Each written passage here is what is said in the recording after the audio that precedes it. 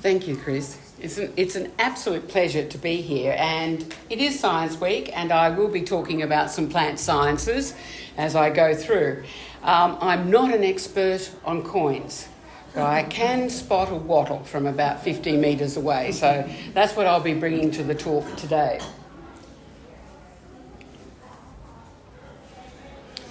Now, I regard Australia as the land of the wattle. For more than 20 million years, wattles have evolved across the whole landscape, and we now have more than 1,076 described species, from east to west, north to south, from the sea up into the mountain tops. There are more, not that it's competition, but there are more wattles than eucalypts too, by the way. Now, the thing about the wattles is that they have really adapted and evolved in this very dry, vast continent of ours with its very poor soils. And there are a lot of features of the wattle which have enabled it to be such a success across the continent. I just wanted to point out here with this map that, in fact, you can see most of Australia, the yellow and the orange bit, is described as hot and dry, especially in the summers. And where we live, over on the southeast coast, that's where you've got the blues. And that's where, in fact, you get more diversity. Now, this map here shows how the acacias are spread across the continent of Australia. And you can see here, this doesn't work, so I'm going to point here. See this here and here, these brown marks? Now, that's where you've got more than 80 up to 115 species just in these small areas here. And then when you come down to the green areas, which is where we are, but also the southwest of Western Australia, you get a tremendous number of species in a relatively small area. However, when you go into the really hot, dry centre, you'll find that you've actually got maybe 10 species across vast areas. You'll find them scattered across these plains, these endless plains, the odd wattle just here. You've heard of the name mulga, species like that just spread across there. Of course, there are a lot of shrublands, vast areas of shrublands where wattles or acacias are the dominant species. And it's this sort of environment that they have evolved all sorts of features. They're all legumes, by the way. They all return nitrogen to the soil. Who knew? And a lot of them have evolved, most of them actually have evolved from true leaves into something we call phyllodes. Now, this is a modified leaf stem. The botanical name is phyllodes. This is another kind of wattle. It has a true leaf, and that's called a true leaf. But most of our wattles across Australia have developed, they're flattened, their stems between the true leaf and the stem has evolved into these weird and wonderful shapes called phyllodes, which are really good at not losing so much water in these very dry environments. The acacias are very effective, apparently, in keeping the carbon too as well. They're one of the most effective carbon storage plants around. The variety in wattles is just stunning. These are just short little ones here. We've got nice big fat furry ones here from different parts of the country. But you may also have come across others that are like little tiny triangles. These grow around Canberra. This is acacia pravissima, and then that one's from southwest WA. It's got extraordinary looking flattened stems and leaves. The variety is just stunning, and these are all adaptations to this incredible vast country in which we live, where most of it is so dry. You may have heard of the red flowering wattle. There was just one found in the bush, and now it's commercially available. Fascinating story. Most of our wattles actually do have ball-like flowers, but there are hundreds that have these, well, they look like toilet brushes or spikes. So again, you get a tremendous variation in the shape and the colour. So 20 million years of evolution into this incredible diversity and variety. And then it was only 50 or 60,000 years ago that people started coming to this country. And of course we, in the last 3,000 years, a number of different other folk have come as well. And we've all found lots of amazing uses for the wattles.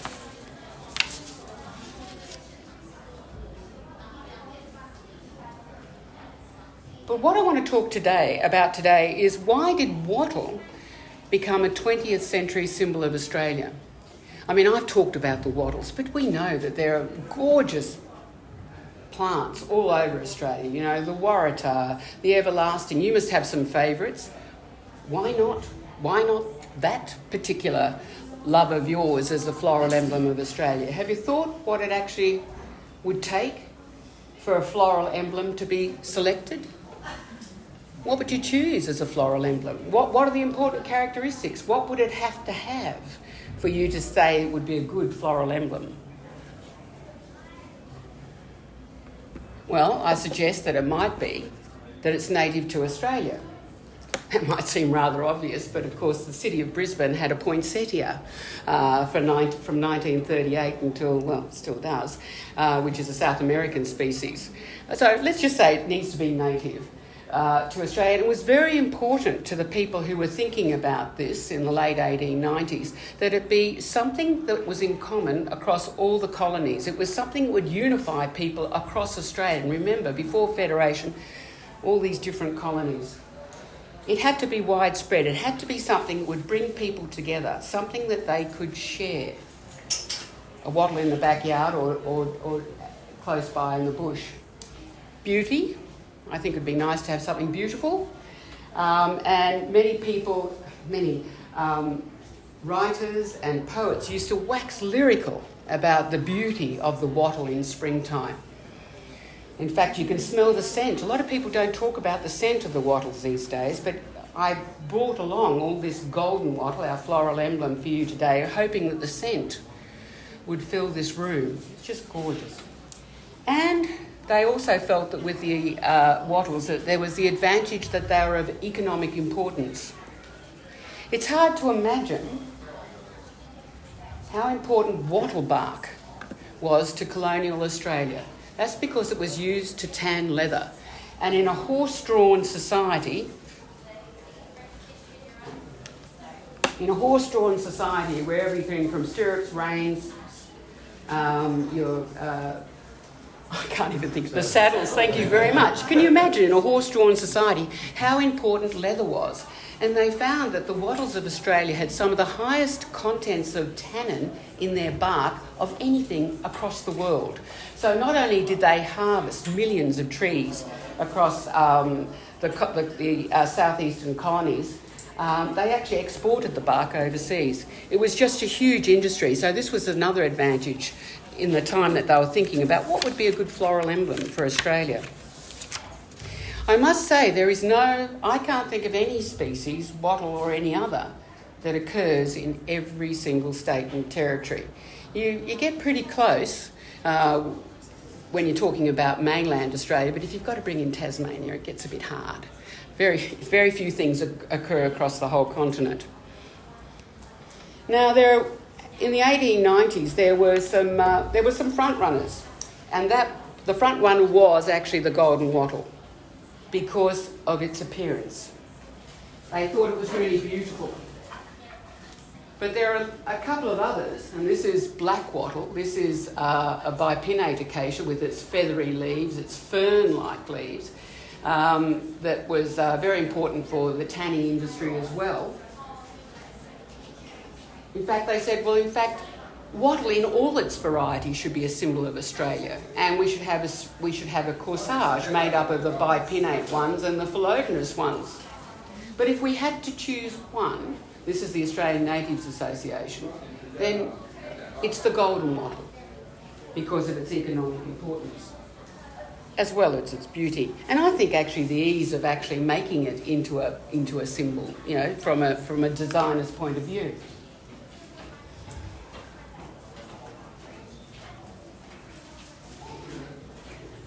This silver medallion was made in 1888, 100 years after the first fleet arrived in New South Wales and Sydney. And you can see here, I hope, that in fact, as a symbol of Australia, they've got a bipinnate wattle. They've got a ferny leaf wattle. In Victorian times, they absolutely adored ferns, and I think that the appearance of this was very much, it's an Australian version perhaps of a fern. Here on the right we have acorns and oaks, so that was the symbol for England. But it shows you, I think, the popularity of the bipinnates of the bipinnate, that's what I'm going to call these from now on, these ferny wattles, in the lead up to Federation, 1901. Now, I've listed these key dates which led to wattle becoming a floral emblem of Australia, but along the way becoming a symbol of Australia. And I've mentioned Federation because a lot of people go, oh, wattle became a symbol of Australia at Federation. Oh, no, it did not. In fact, when you look at the lovely drawings they had and pictures they had for Federation, they had the whole fantastic range of our flora, the waratahs, the everlastings. It was, just the beauty of our unique flora was on show at that time. Wattle really took off. In 1910, we actually had the first Wattle Day. A lot of people don't realise that. It's 115 years old, our celebration of wattle as a symbol of our country. People got wattle from wherever they could find it, and they marched down streets and they decorated their shop fronts and horses and cars. It was just a fabulous celebration of wattle as a symbol of our country. Now, it was in 1912 that things really, really moved ahead, because the Prime Minister of the day was a great supporter of the push for a unique Australian identity, and the Australian Natives Association had been talking about wattle as a symbol of Australia, and they'd sent off the warrant to England, to the College of Arms, to have everything finalised for our coat of arms. Now, this is some time after 1901, but anyway, they eventually got there. And when it came back, he added, as a decorative embellishment, wattle all around the official coat of arms. In fact, a very good friend of his, Hugh Patterson, who had a studio next to his office in Melbourne, and a very well-known artist, put this beautiful wattle on the coat of arms. It's actually not an official part of the coat of arms. Nevertheless, it is there. And by the way, I don't know if you've looked closely at this coat of arms, it's the most bizarre thing. I mean, what are a kangaroo and emu doing standing on this structure? A politician at the time criticised it and said, why have we got an emu and a kangaroo up a wattle tree? It's not up a wattle tree, it's obviously, two branches of wattle tied by a ribbon. Anyway, I think it's just delightful. And this remains our Commonwealth coat of arms today. The next most important thing is something that's celebrated next door, and that was 50 years ago, when Whitlam signed the paperwork to basically say we would have our own honours and awards system. And Stuart Devlin designed the insignia for those awards.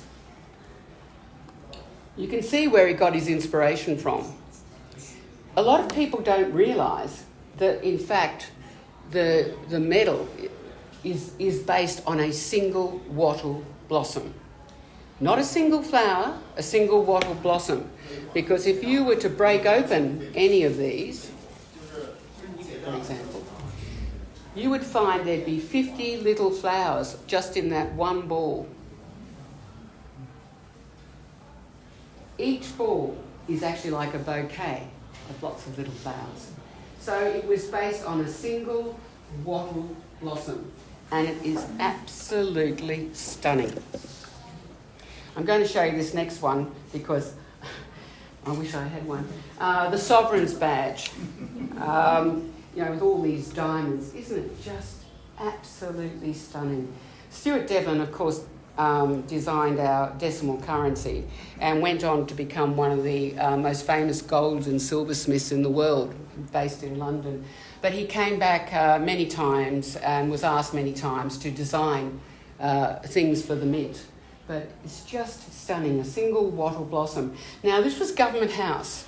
This was way ahead of the federal government. This was 1975, and you've got a wattle blossom as a symbol of Australia. We've got the coat of arms now, we've got the highest order in the land being represented by a wattle.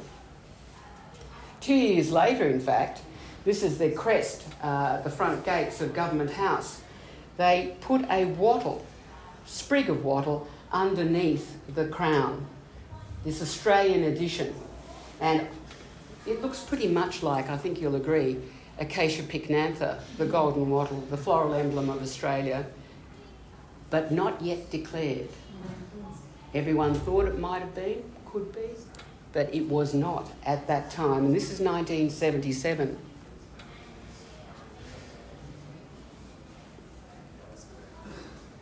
Let's go on to 1988, and this was when the floral emblem of Australia was officially proclaimed, golden wattled acacia pycnantha. And it wasn't like any wattle called golden wattle, it was acacia pycnantha, a very specific species.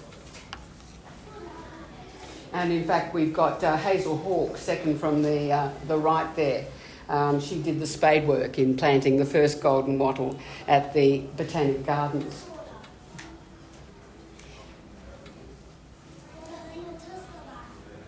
I'm now going to move to coins, which is the reason you all came here, to hear about wattle design, wattle in the design of coins. And the first Australian coin to actually have wattle on it was the florin, 1938 florin. That was produced during the reign of when George VI was our sovereign. And you can see the similarity, obviously. You've got the coat of arms. And so we had wattle in our pockets for a number of decades until we got to 1966. And then, because it was all about animals, there was no wattle on our decimal coins for many, many years. Stuart Devlin, who had won the competition, and there's a wonderful display out there explaining about the competition they held to decide what our decimal currency would look like. He did fabulous things with animals. There was no wattle, no other plants in his designs.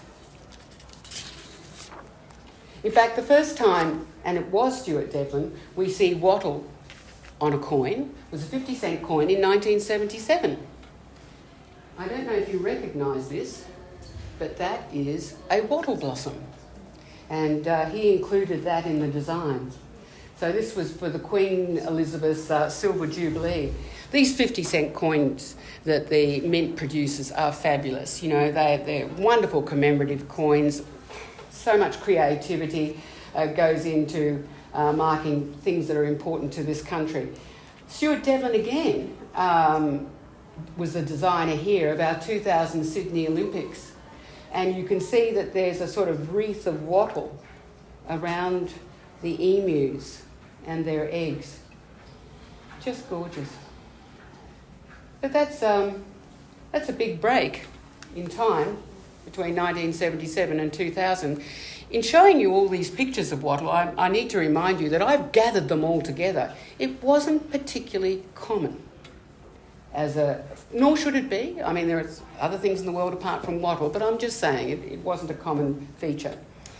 Again, the 2000 Sydney Olympic Games, and it was this wonderful medal, and it's hard to tell, but for the first time, they actually included wattle on all of the medals for the Olympians who won, came second or third. And in the 1956 Olympics in Melbourne, they did not have wattle on it. So this was the first time that wattle appeared. 2001, look at this, isn't this gorgeous? Obviously, may I suggest, golden wattle, acacia floral. I mean, it should be. By this time, 1988, We knew what our floral emblem was. It was a very specific species, and this is a beautiful, very botanically accurate rendition of that by Horst Hahn.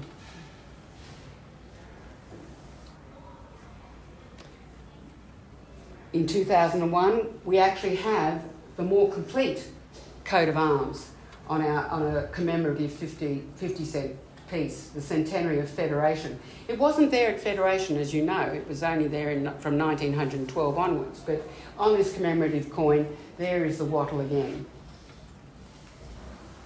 2003. I think there are more associations with Queen Elizabeth and wattle on coins and in stamps than with any other person in our Australian history. Because every time they went looking for something that says Australia, they're going to look for a floral emblem. And that's when wattle was added time and time again. Then we get into these wonderful, colourful coins that the Mint has been producing. Isn't this gorgeous? Bronwyn King. W is for wombat. Oh, and we'll put a little bit of a wattle in the background.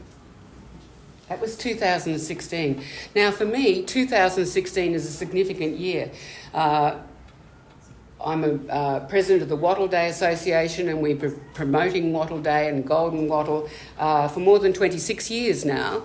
And for a long time, it was very exciting whenever we would find something for sale in a shop that had wattle on it. Oh my God, we had show and tell at our meetings. Look what I found, look what I found. Well, from 2016, it wasn't such a novelty because you could increasingly go into the shops and the gift shops and things like that and homeware shops and find wattle on things. But this, I really put it down to 2016. That's when the first $5 note had wattle on it. For example, all our notes have wattle on them. I don't know if you've noticed, but it was 2016 the first one came out. And also the captains of Qantas had, they call it scrambled eggs on the top of their caps, but they actually had stylised golden wattle in 2016. I mean, the excitement at the Wattle Day Association meetings, you just... Now, this is one of my favourite, which I just quickly went over. This is one of my favourites here. This was actually to celebrate the kangaroo series, and in a lot of the coins you do see wattle as a backdrop, as part of the Australian environment, the landscape as it is. But this is just so beautifully observed. Well, I love things that are botanically accurate if you're going to do acacia pycnantha. Just a gorgeous coin, 2018. Now, there's a design, I mean, many of these designers are still here today at the Mint, and I just take my hat off to their expertise and their creativity. Alex Stokic is one of those, and this was, as you can see, the 70th anniversary of the royal wedding. I mean, there are so many things to do with the royals. There are anniversaries of weddings, coronations, birthdays. And the one on the right, did any of you actually see this coin? It represents a Christmas ball, and it was the Christmas coin that Alex designed in 2020, a wattle Christmas. And in fact, have you noticed, just as an aside, that we are seeing more and more wattle as part of the decorations and for Christmas? One day we'll actually move away from the, maybe never entirely, but we'll have more Australian elements in our celebration of Christmas in our homes and public places. This is a beautiful coin designed by Bronwyn, who's now married and called Scott. Bronwyn King, Bronwyn Scott. And here we have the wattle. Again, clearly acacia pycnantha, representing Australia. And the lily of the valley, which was the Queen's favourite. This stunning coin, because I was saying about we celebrated birthdays, coronations, and death. This stunning coin, designed by English artists, included, again, wattle. Can you see it just along here? As a symbol of Australia. for this particular Australian coin produced by the Mint. Beautiful. And then we have W is for wattle. How about that?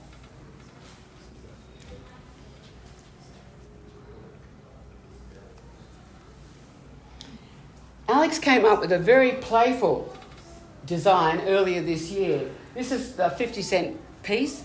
It's called Celebrate, and it's her take on our coat of arms from 1912. Now,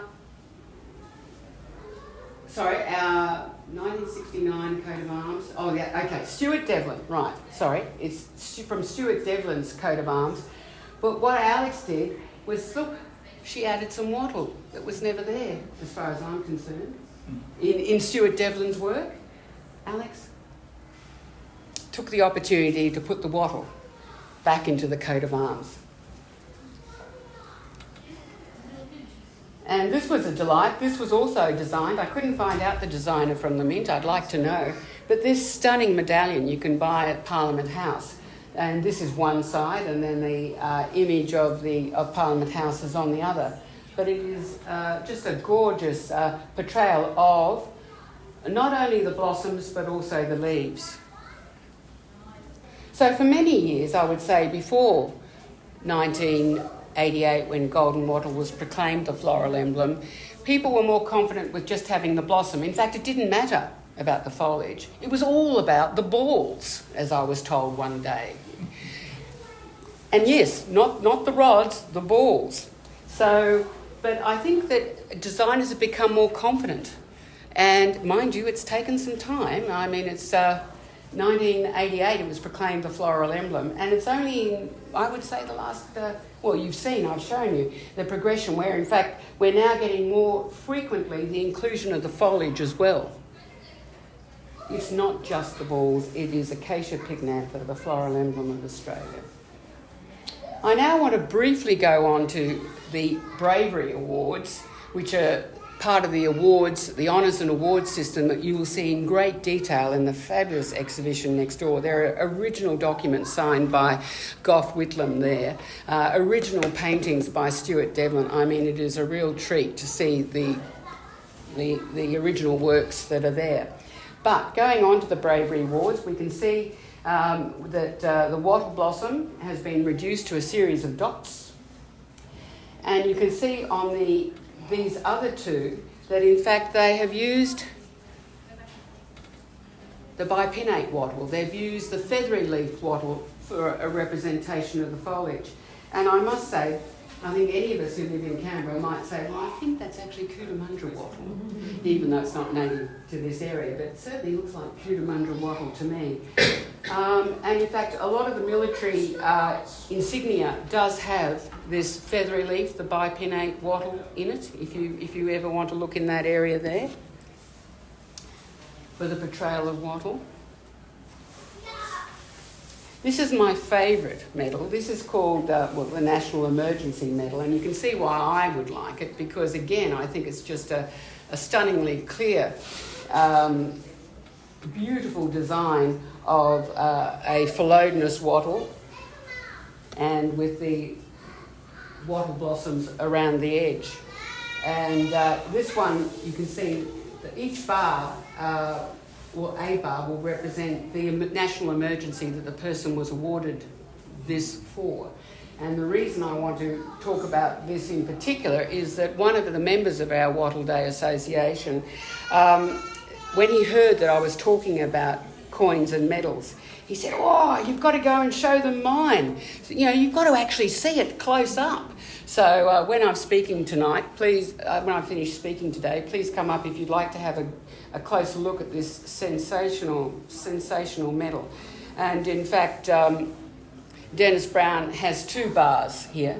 One is for the bushfires of 2019 to 2020, as well as the 2009 fires. So these tell such a story.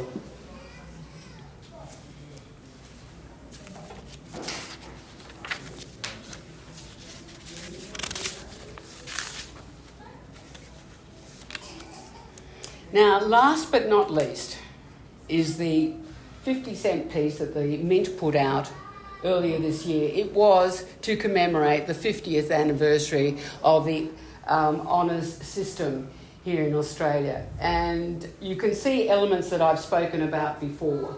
You can see you've got the insignia by Stuart Devlin, yes. These are on the ribbons of the Order of Australia. And of course you've got the anthers, which are these fluffy bits all around the edge. In fact, it combines, when you go next door, it combines so many elements of the insignia that was designed for these honours and awards. I mean, they are such a meaningful artistic endeavour to capture so much in such a small thing. And I think you'll agree that some of these coins, in their detail, are just exquisite. So that really brings me to the end of my presentation. I have absolutely romped through wattles, why wattles are such a commonplace plant across Australia. Of course, they're resilient, they're tough, they're beautiful, they adapt to difficult conditions. All these characters we look to the wattle, I think, to actually as a source of inspiration. There are other elements about the wattle that we talk about in terms of its symbolism. For example, I've spoken about the fact that just one blossom can be made up of many different flowers, and that's the way we like to think of Australians. We are one, but we are many, from many different countries. When they first chose the wattle, it was all about, we're not British, we're not other, we are Australian. And not only that, we are Australians whether we're in Queensland, Western Australia or Tasmania. It was that kind of unifying role that the wattle was seen to have, because it was something that we all had in common. Of course, meaning evolves, and wattle, I think, has become, as I said, a symbol of the multicultural society in which we live. I think we often think of the characteristics of the wattle with all the hardships, the bushfires, the floods, all the things that Australians seem to have to survive and put up with. And just like the wattle has survived and actually thrived in this country against such hardships, again, that resilience of the wattle is seen as an important character that we all share. So yes, you can see that. Just fantastic. Anyway, so I romped through the wattles. I romped through what I regarded were the significant steps that led to it eventually becoming a floral emblem. But of course, long before it was the floral emblem, it was already such a common symbol of Australia. Although when I was young, it was all more about koalas and kangaroos. And of course, nothing will replace the popularity of the kangaroo as a symbol. They actually came up with a wattle blossom as a trade brand. It was going to be DFAT, we're going to have a new trade symbol, and they came up with a wattle blossom. Looked a bit like, actually, I don't know why no one commented on it, looked a bit like the Order of Australia. Unfortunately, the minister of the day announced this wattle blossom, this new image for Australia, a more sophisticated image. It was to represent many things, not just a kangaroo. It was something new. He mentioned it at a press conference in the middle of the COVID. And people were going, ooh, it looks like a COVID. And we had more people visiting our website and our Facebook than we ever had before, because we were going, oh, look at this wonderful symbol of Australia, you know, la la. And they're going, oh, do you know, it was $10 million and 2 years of work. They pulled it back. And now we have a kangaroo. The trademark for Austrade is now a kangaroo with a few. Well, actually, it looks like it's skeletal. Anyway, back came the kangaroo. So I mean, people feel very strongly about their symbols and their emblems. Nevertheless, There is no doubt that wattle is increasingly becoming a very popular symbol for designers, whether it be our banknotes, our coins, our stamps. Keep your eyes open, you'll see this happening. Whether or not this is just another thing like this, or whether or not it's going to be, or whether it's going to be like this, who knows. But this is a very exciting time for those of us who love the wattle and like to wear it on occasions such as 1st of September, National Wattle Day.